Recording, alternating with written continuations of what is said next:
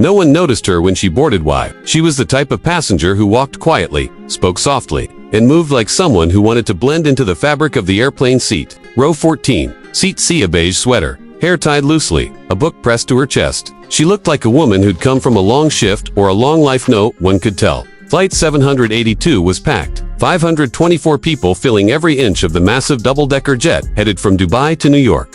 Families, business travelers, teenagers with headphones, old couples holding hands. A peaceful flight, just another routine journey across the world. But at 2 hours and 17 minutes in, everything changed. Passengers barely reacted when the ding of the overhead speaker sounded. They thought it was an announcement about turbulence or seatbelts, but the voice that came through wasn't calm. It trembled. Ladies and gentlemen, is there any medical personnel on board? Please, report to the cockpit. Immediately, a ripple moved through the cabin. Concern, confusion. People looked up, waiting for more. The voice cut off abruptly, then silence. The woman, in 1-4C, still unseen, unnoticed, lifted her eyes for the first time, as if something inside her shifted.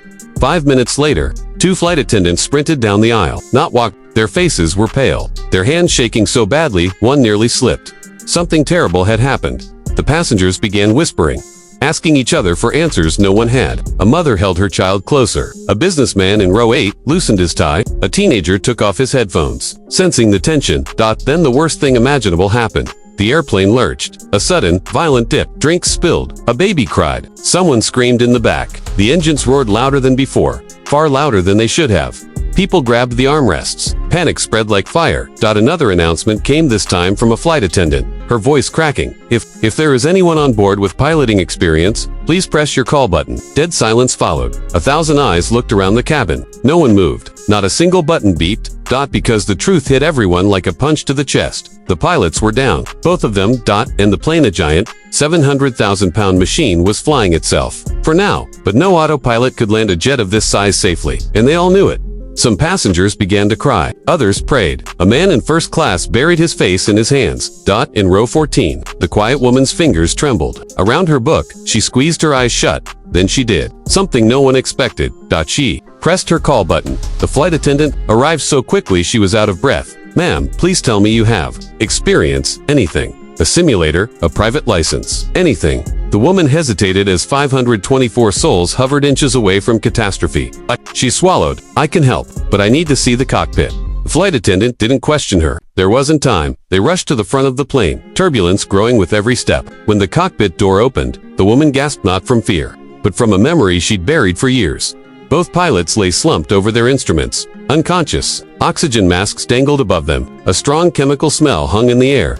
And the plane. Her nose was slowly but steadily dipping. The autopilot was fighting to keep her level, but the jet was too heavy, too unstable. It wouldn't last long. The quiet woman stepped forward. Her hands brushed the throttle, the familiar cold metal sending a jolt of memory through her bones. 10 years ago, she had been a rising star in the aviation world, a prodigy, the youngest female captain in her fleet, skilled, sharp, fearless. But one stormy night, a mechanical failure took her co-pilot and nearly her own life. She walked away physically unhurt, but mentally shattered. She promised herself she'd never touch an aircraft again, and she didn't. Until now. The flight attendant looked at her desperately. Can you fly this? The woman took a long breath. I can try. She slid into the captain's seat. The leather felt familiar. The view cloud sky horizon looked exactly like it did in her nightmares. She pushed them away. First, get the pilots on oxygen and clear the fumes. It looks like contamination from a faulty reserve tank, she said, her voice steadying as old instincts returned. We don't have much time. The autopilot's losing its hold.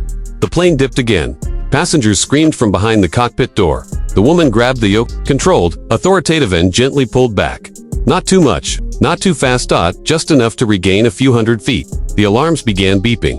Stall. Warning. Overspeed warning. Altitude warning. The plane was confused. She was fighting 2 systems at once. She needed control. Total control. She flipped 3 switches. Disengaging autopilot. The jet wobbled. It felt like wrestling a beast awake, but she held it. For the first time since the pilots collapsed. The plane stabilized. Not perfectly, but enough. The flight attendant stared at her. Who are you? The woman didn't answer. Not yet. She scanned the panels, noting fuel levels, altitude, weather radar. They were flying at 34,000 feet over the Atlantic Ocean, at least 3 hours from land. But they wouldn't survive 3 hours. The air filtration issue was spreading through the ventilation system. If she didn't get the plane down soon, more people could collapse, including her. She pressed the radio. Mayday. Mayday. This is Flight 782, declaring emergency. Both pilots are unconscious. I am acting captain. Request immediate vectors to nearest suitable airport. A crackle. Then a stunned voice responded.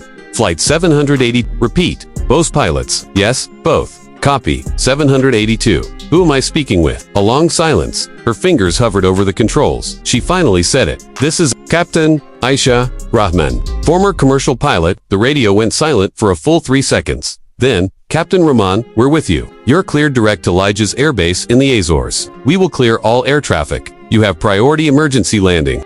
Her heart pounded. She hadn't heard someone call her captain in a decade, but she didn't have time for emotion. She had 524 lives behind her. She adjusted the rudder, set a shallow descent, and turned the massive aircraft toward the Azores. But just as the plane began to stabilize, a new alarm blared loud, sharp, urgent.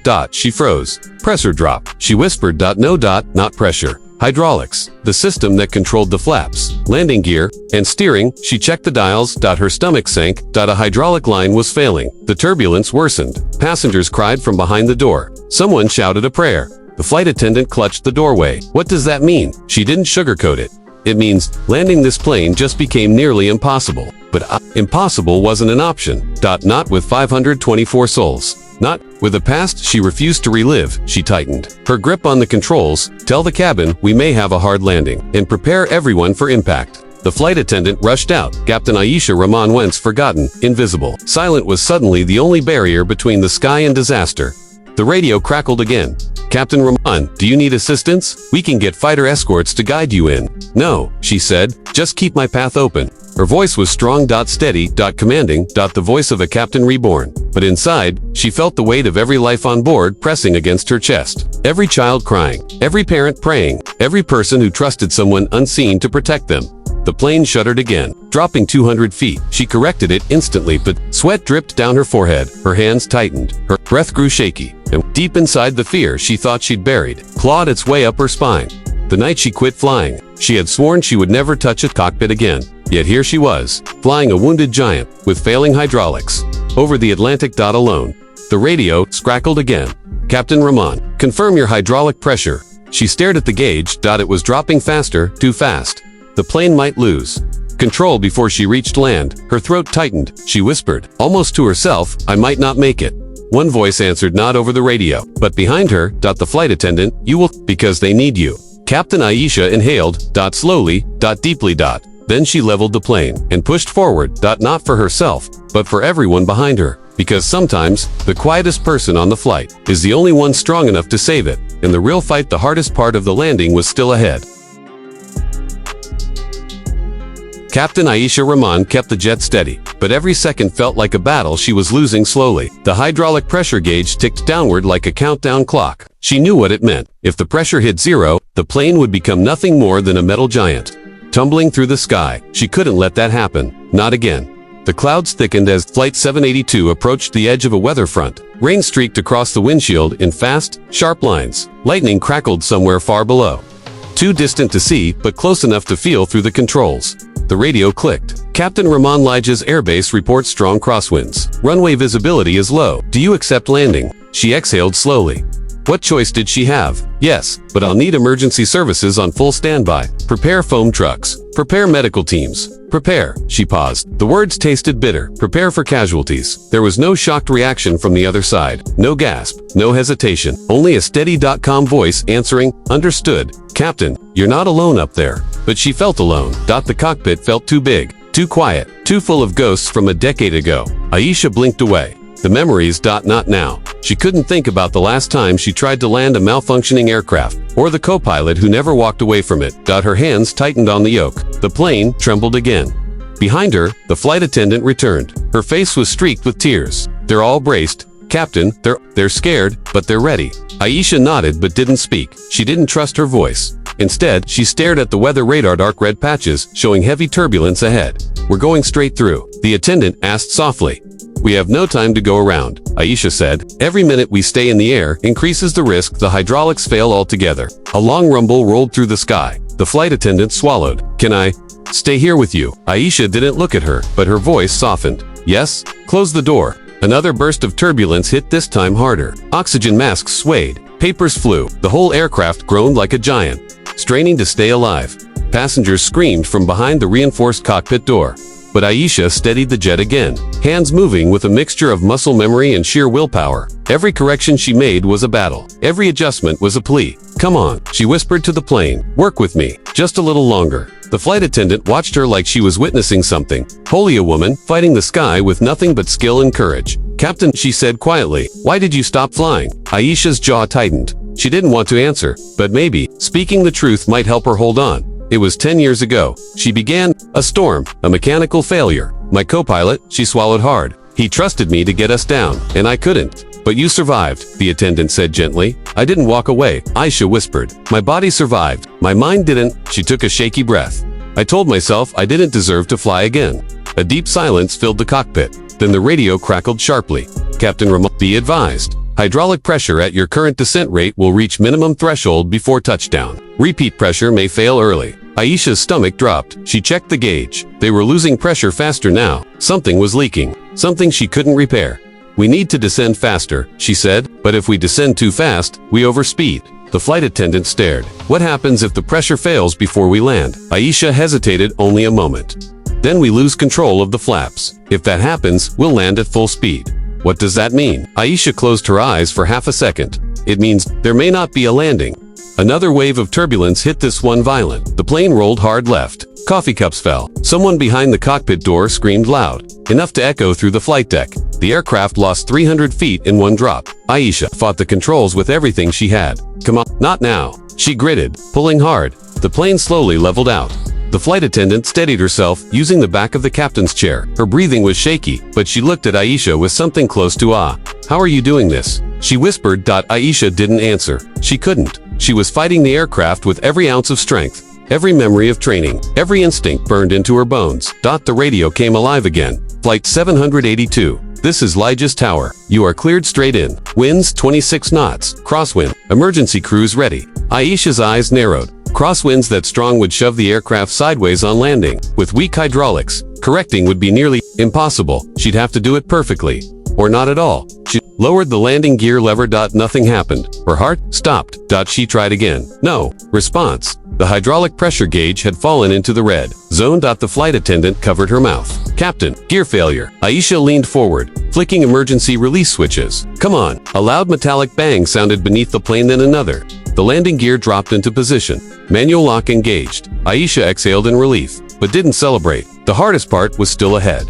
We have gear, she said, but without hydraulic support, the landing will be rough. How rough? Aisha didn't look at her. Brace for impact. Rough. The clouds thinned just enough to reveal a runway far ahead, a thin strip of black on a gray island surrounded by roaring waves. The sight made Aisha's heart tighten. This was it. Lajes Air Base. Their final chance. Captain Rahman, the tower called. Your flare may be compromised. Winds gusting to 30 knots. Do you wish to abort? Aisha almost laughed, bitter. Tired. Abort. There was no fuel to circle, there was no pressure left to climb. There was only one choice. We're landing, she said, firmly. The plane descended through the final layer of cloud. Passengers saw the island appear, lifeline in the storm. Some screamed, some sobbed, some held hands with strangers. Families hugged. Children cried. The entire aircraft braced for a landing that might be their last. Aisha lowered the flaps to the minimum setting she could risk. The plane shuddered violently. Warning. Alarms erupted. Flap. Warning stall. Warning hydraulic failure. WR&I red lights flashed. Everywhere. Hold together. She whispered. Just hold together. The runway grew closer.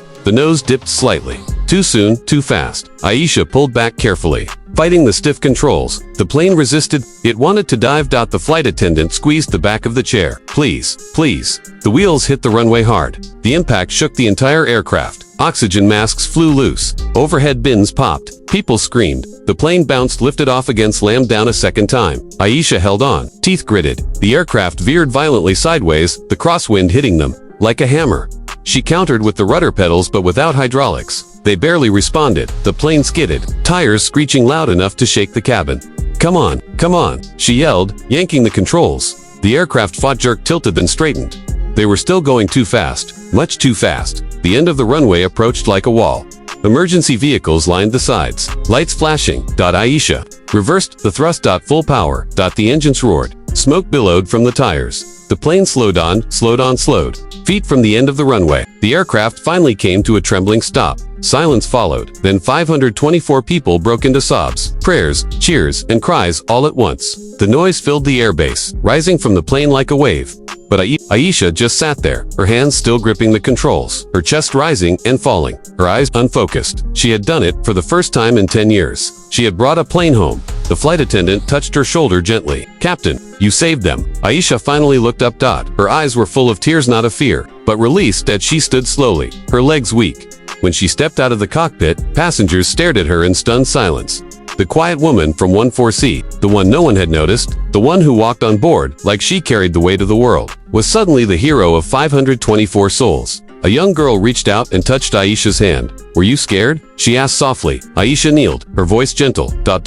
Yes. But being brave isn't about not being scared. It's about doing the right thing even when you are. The little girl smiled through tears. Aisha smiled back. For the first time in years, it felt real. Alive. The media would later call it the miracle at Lajes, a global headline. But for Aisha Rahman, it wasn't about fame. It was about redemption, about finding the courage she thought she had lost forever, about proving that sometimes the quietest person in the room is the one destiny has been waiting for. And for 524 passengers, the woman in 14C wasn't quiet anymore. She was unforgettable.